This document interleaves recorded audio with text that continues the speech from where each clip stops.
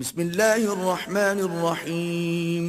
شروع اللہ کے نام سے جو بڑا مہربان نہایت رحم والا ہے۔ یہودی کا واقعہ رکھا، ابو داؤد کی ایک روایت ہے، ایک یہودی لڑکا جس کے موت کا وقت قریب تھا، نبی اکرم صلی اللہ علیہ وسلم اس کے پاس آ کر اسے دعوت پہلے دے چکے تھے، اسے حق بتا چکے تھے۔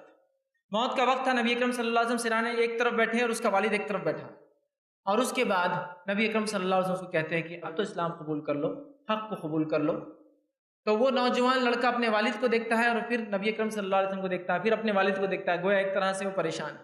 اس کا والد گواہی دیتا اور کہتا ہے کہ ابو القاسم جو کہتے ہیں بیٹے اس بات کو مان لو، محمد صلی اللہ علیہ وسلم جو بات کہتے ہیں بچے اس بات کو مان لو۔ اور وہ لڑکا نبی اکرم صلی اللہ علیہ وسلم کی بات کو قبول کرتا، حق کو تسلیم کرتا اپنی موت سے پہلے، جبکہ اس کا یہودی والد وہاں بیٹھا ہے۔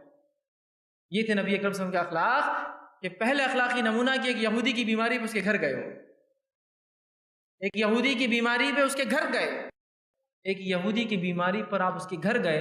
ہم اپنے سگوں کی بیماریوں پر ان کی تیمارداری کے لیے نہیں جاتے، ہم اپنے سگوں کی نہیں جاتے۔ وہ یہودی تھا، اور کیوں نہیں متاثر ہوں گا وہ شخص، کیوں نہیں ہوں گا؟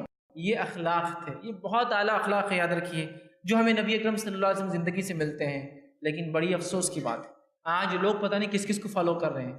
فین فالوئنگ کا زمانہ اور دور چل رہا ہے۔ ایک زمانے میں بہت مشکل تھا فین فالوئنگ، آج کس کی بھی Thanks for watching. A like would be appreciated and please subscribe channel.